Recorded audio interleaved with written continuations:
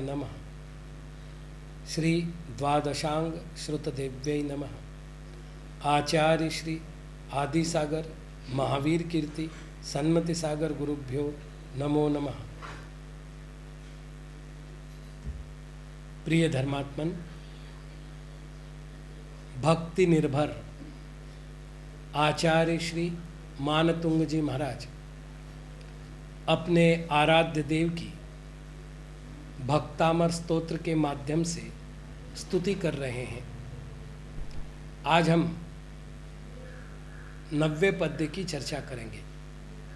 आचार्य श्री लिखते हैं, आस्तां तवस्तव नमस्त समस्त दोषम त्वत्संकथापि जगतां दुरितानि हन्ति। दूरे सहस्रकिरणः कुरुते प्रभैव पद्माकरेषु जलजानि विकासभाञ्जी। समस्त संपूर्ण दोषों से अस्तम रहित तव आपका स्तवन आस्ताम दूर ही रहे। त्वत् आपकी संकथा पवित्र कथा अपि भी जगताम जगतवर्ती जीवों के दुरितानि पापों को हंति नष्ट कर देती है। सहस्त्र किरणः सूर्य दूर ही रहता है, किंतु उसकी प्रभा एव ही पद्माकरेषु तालाबों में जलजानि कमलों को विकास भांजी विकसित कुरुते कर देती है। टीकाकार कहते हैं, भो नाथ, हे नाथ, तव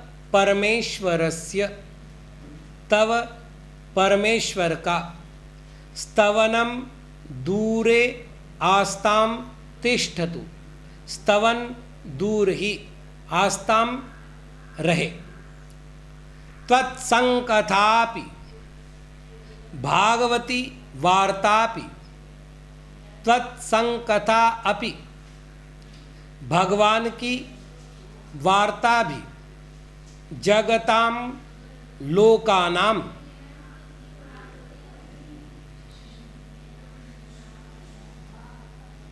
जगताम लोकों के दुरितानि पापों को हंति स्फुटयति हंति नष्ट करती है। तव्य सम्यक भूता कथा संकथा, आपकी सम्यक कथा ही आपकी संकथा है। कथम भूतम स्तवनम, कैसा है वह स्तवन। अस्ताः निर्गताः समस्ता दोषा यस्य तत्, अस्ताः निकल चुके हैं समस्त दोष जिसमें से, ऐसा है। सहस्त्र किरणः सहस्त्र रश्मिः दूरे वर्तते तस्य, सहस्त्र किरणः अर्थात सूर्य दूर ही रहता है, उसकी प्रभा ही पद्माकरेषु सरसीषु, पद्माकरेषु अर्थात तालाबों में, जलजानि कमलानि जलजानि कमलों को, विकास भांजी विकचानि कुरुते विददातीत्यर्थः। विकास भांजी विकसित करता है, जो विकास करता है वह विकास भांजी है। विकासम भजन्ति तानि विकास भांजी, जो विकास को प्राप्त करता है उसे विकास भांजी कहते हैं। यस्य प्रभाया एतादृक् महात्म्यम सर्वोत्कृष्टम तस्य सहस्त्र किरणस्य का कथा। जिसकी प्रभा का ही ऐसा सर्वोत्कृष्ट महात्म्य है, उस सूर्य की क्या कथा।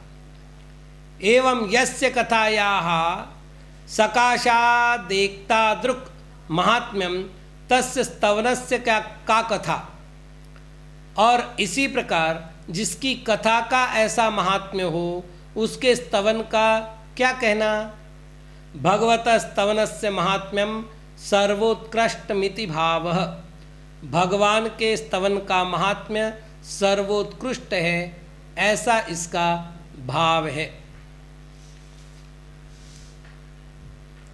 हम भावार्थ की ओर बढ़ते हैं। जिनेंद्र महिमा का गान कौन कर सकता है। इस संसार में उनका महत्व अचिंत्य है।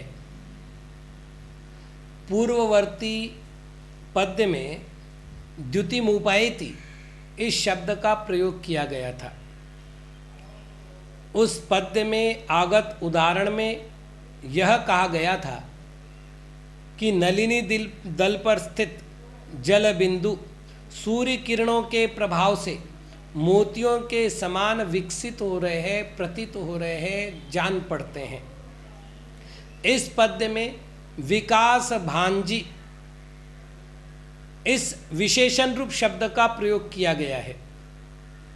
इस पद्य में आगत उदाहरण में यह कहा गया है कि सूर्य की कांति ही सरोवर में कमलों को विकसित करती है।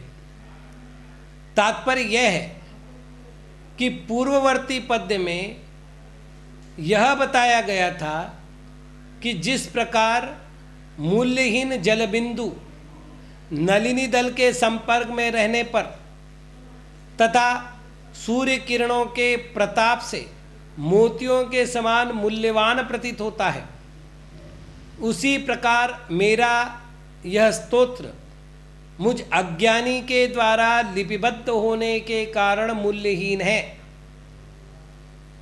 तथापि आपके प्रभाव से वह सज्जन मनुष्यों के चित्त का हरण करेगा। इस पद्य में आगत उदाहरण के द्वारा आचार्य श्री ये बता रहे हैं कि सूर्य सैकड़ों योजन की दूरी पर अवस्थित है। उसकी किरणें भी सरोवर में स्थित कमलों को प्रफुल्लित करती हैं। उसी प्रकार आपका निर्दोष स्तवन तो दूर ही रहे, आपकी समीचीन कथा भी जीवों के पापों का सहरण करने में समर्थ होती है। पद्य में एक शब्द आया है जगताम। जगत शब्द का षष्ठी विभक्ति का यह बहुवचन है।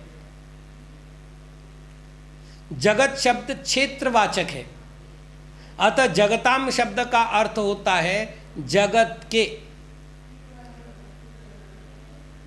अर्थात जगताम दुरितानि हंति, जगत के पापों का हनन करती है। लेकिन यहाँ अर्थ कर रहे हैं कि जगतवर्ती जीवों के पापों का हरण करती है। तो जगत शब्द जगतवर्ती शब्द में कैसे परिवर्तित हो गया? तो उत्तर ये है कि आधार का आरोप आधेयक पर करने बाद जगत शब्द से जगतवर्ती जीवों का ग्रहण हो जाता है। अर्थात जगत ये जीवों का आधार है और जीव जगत में रहने वाले होने से अर्थात आधार को प्राप्त करने वाले होने से आधेय है। आधार ही आधेय है, ऐसा उपचार करने पर जगत का अर्थ जगतवर्ती जीव ऐसा निकलता है। भक्ति प्रवाह के आधार से इस स्तोत्र पद्य का अर्थ किया जाना चाहिए। तदनुसार सांसारिक सरोवर हुआ। इस सरोवर में संसारी जीव एक कमल के समान है। अनादिकालीन अज्ञान के कारण वो कमल निमिलित हो रहा है। आराध्य स्वरूप जिनेंद्र देव सूर्य हैं। वे जिन सूर्य 7 राजू दूर सिद्ध शिला पर विराजमान हैं, उनकी नाम कथा ही किरणें हैं। उस कथा के कारण ही जीव का ज्ञान उन्मिलित हो जाता है। अतः भगवत गुणानुराग की महती आवश्यकता होती है। ज्ञातव्य है कि स्तोत्र में स्तोत्रकार ने स्तवन के साथ अस्त समस्त दोषम यह विशेषण दिया है। अब अस्त यानी नष्ट हो चुके हैं, समस्त यानी संपूर्ण, दोषम अर्थात दोष जिसमें से, ऐसा ये स्तवन है। स्तवन का अर्थ स्तुति होता है। विद्यमान अथवा अविद्यमान गुणों को बढ़ा चढ़ाकर वर्णन करने का नाम स्तुति है। भूतोद्भूत गुणोद्भावनम स्तुति अथवा गुणस्तोकम सदुल्लंघ्य तद बहुत्व कथा स्तुति। गुणस्तोकम, गुण कम हो, तदुल्लंघ्य उस तोक पने का उल्लंघन करके, तद बहुत्व कथा उसको बढ़ा चढ़ाकर कहने का नाम स्तुति है। जिनेंद्र भगवान के जितने भी आत्मीय गुण हैं, वे गुण अपनी परिपूर्ण अवस्था में तथा शुद्ध रूप में प्रकट हुए हैं। अविद्यमान गुण बढ़ा चढ़ाकर कथन करना, ये भक्ति की स्तुति में समाविष्ट नहीं हो सकते। विद्यमान गुणों की संख्या ही अनंत है।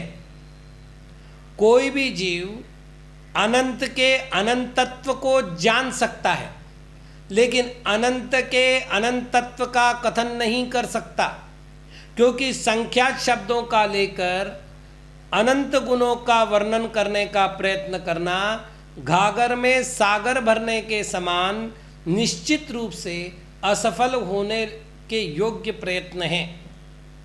यही कारण है कि अस्त समस्त दोषम इस रूप जो स्तुति है, अर्थात निर्दोष रूप से जो स्तुति है, वो भगवान की नहीं हो सकती। अतः आस्ताम ऐसी स्तुति तो अब दूर ही रहे, क्योंकि वो मेरा सफल प्रयत्न नहीं हो सकता।